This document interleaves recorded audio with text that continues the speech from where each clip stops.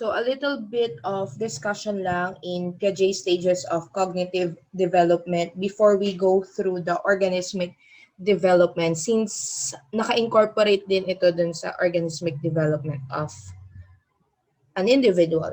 So we have stages like sensory motor, pre-operational, concrete operations, and formal operations, and this varies according to ages. So let's talk about first the sensory motor. So ages 0 to 2, the child learns by doing looking, touching, and sucking. The child also has a primitive understanding of cause and effect relationship. So when we say cause and effect relationships, dito papasok yung on and off, open and shut, yung mga close open, big or small. Tapos mahilig din silang mag-throw ng object. So the cause and effect relationship of falling down of an object. And we also have this term object permanence appears around 9 months. So when we say object permanence, dito papasok yung peekaboo game na kung saan magtatago ka and they will eventually learn na andun ka pa rin. Okay. Like yung object, for example, pinaka obvious object is yung sa cellphone, which is yung lagi nilang nakikita. Kapag tinago mo yon sa ilalim ng pillow mo, malalaman na nila na dun mo tinago. Alright? Then next is we have pre-operational, 2 to 7 years old. So we have language and symbols usage, including letters and numbers. So dito papasok yung mga 1 or 2 syllables of words. From toddlers or babies, we have the mama, papa, dada, hindi, opo, no, and other and the likes. And also the symbols. Kaya po, mas better if in this stage of cognitive development is matuto na sila ng sign language for them to be able to be incorporated with the world na, may gantong language din pala. And then, egocentrism is also evident. Ito yung solo play. When we say solo play, makikita natin sila sa gilid or sa sulok ng bahay na naglalaro mag-isa. And sometimes when they discover something, like for example, they see a piece of paper, tas kukunin mo yon, ayaw nilang ibigay sa'yo. Kasi sila nga daw yung nakadiscover. Okay? So sila lang yun. Sa kanila yun. Conservation marks the end of the preparational stage and the beginning of the concrete operations. So most plays here in the pre-operational stage to exercise their cognitive development is through imagination. Dito papasok yung mga imaginary play. Like for example, playing with your action figures, playing with an object, okay, imagining the walis tambo to be a horse, and so on and so forth. Concrete operations, we have 7 to 11. So conservation, reversibility, serial ordering, and a mature understanding of cause and effect relationship. So dito na papasok yung abstract thinking. Yung abstract thinking ng bata is nagliles na and towards the reality of the world na. So thinking at this stage is still concrete.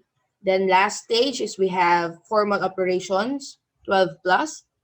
They demonstrate abstract thinking, logic, reasoning, comparison, and classification. So here are your situational examples according to our activity. So for sensory motor, we highlight words like learn about the world, senses to interact with the surroundings, touch, and objects that end up with their mouth, and throwing objects. Smiling in ways of interaction, yung mga facial expressions, manipulation of objects like yung mga laruan nila, imitation of sounds. Ito meron din to which is the taste, no? Kapag inahanuhan mo sila ng kalamansi, makikita mo yung emotions nila doon. Then crying, vibrating phone. And for pre-operational, we have pretends. And they will also identify the difference between day and night. Start to eat by himself, start to play by himself, start to talk by himself. Then next is object to represent. Something to play with using imagination is the famous bahay-bahayan. Okay, using the hanger as his sword. Write simple lines and shapes kahit medyo doodle pa siya at you cannot identify those drawings. And they can burst into tears like tantrums, which is very hard to train with or to discipline with. And there. For concrete operations, we have switches off and on the lights. They will learn the rules of the different games, like in conversations, where to, when to speak or not, classifying objects, which is which, and then the differences of how many, how less, or etc. Like for example, if you ask them anong mas mabigat, 1 kilo of nails or 1 kilo of cotton balls, they will immediately answer nails kasi mas heavier naman yon kesa sa cotton balls. The child can share their own opinions, kaya medyo madaldal na talaga sila, like asking questions, bakit umuulan, bakit maaraw, bakit ka nagsusulat, and so on and so forth. And then they can also say no or refuses you to play with them or the likes. And they will realize that this is too much for me. This is too big for me. Awareness and distinguishing is also applicable. Okay, and for the last stage, formal operations, they can decide what they want to do in life because they will know the outcome and consequences of it. They can also solve and explain mathematical problems, logical problems like word problems, which is taller if Kyle is taller than Jane and Jane is taller than Kitty, then who's the tallest among the three? And Leia make her meal plan for a week. And the child can also distinguish if the water is placed sa ref, it will turn into ice. Chemical and physical reactions, and they can also reason realistically about futuristic problems and the transitivity involved. So what is this transitivity?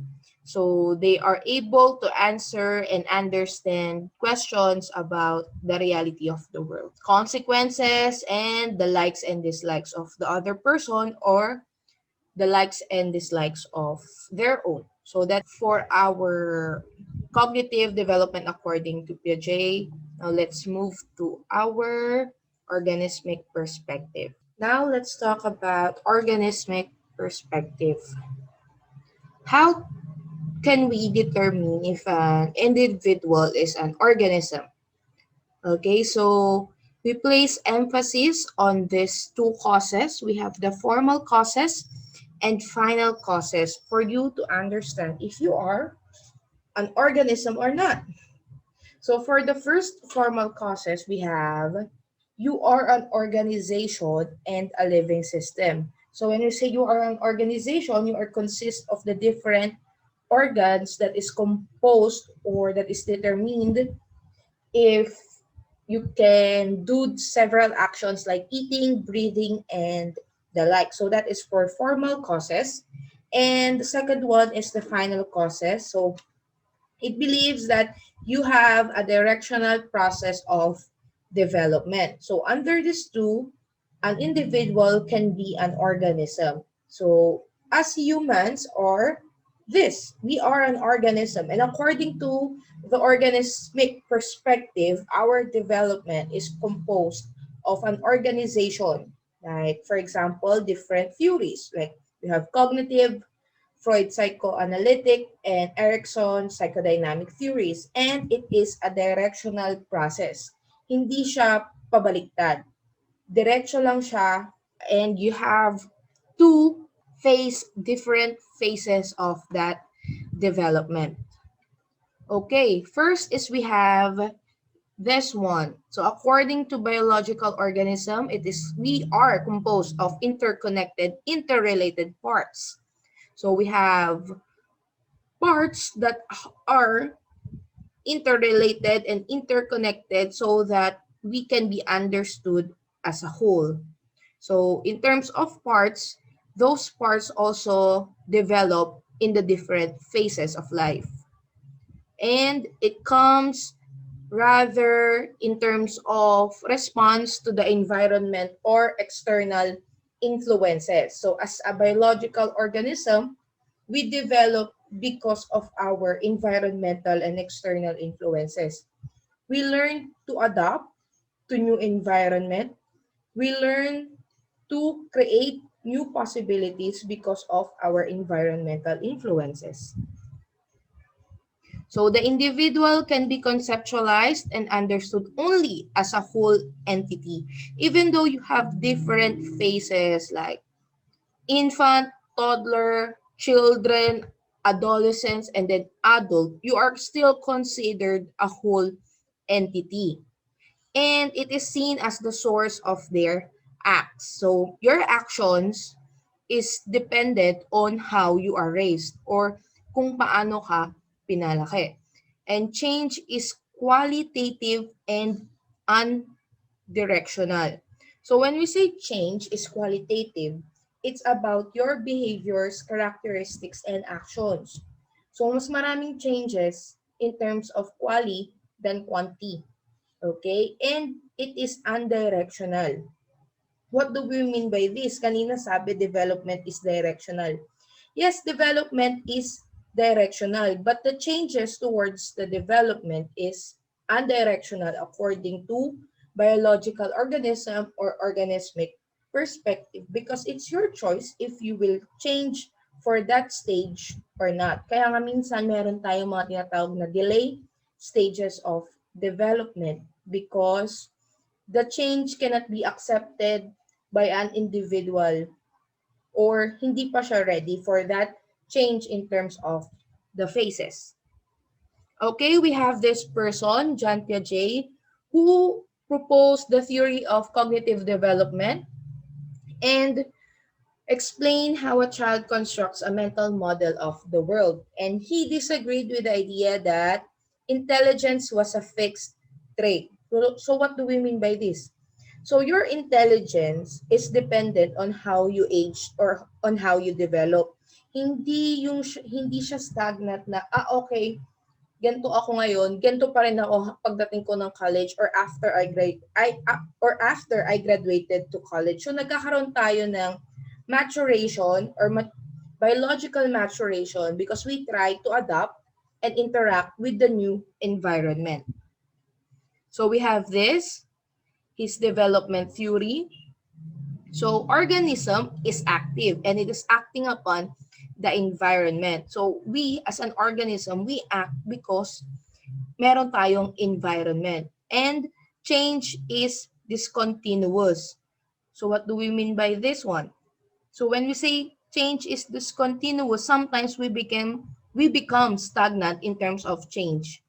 Parang sinabi ko nga po, hindi pa tayo ready to accept that change kaya hindi siya nagiging continuous in terms of our cognitive development. Okay, also we have under organismic perspective, the theory of moral development by Kohlberg. Okay, so we will not dwell more on this one since it's not, yes, it's in the developmental process, but it's more on the moral aspect of an individual. And the Freud and Erikson psychoanalytic theory that will be discussed in our psychodynamic perspective. Okay, thank you very much for listening. Have a nice day ahead.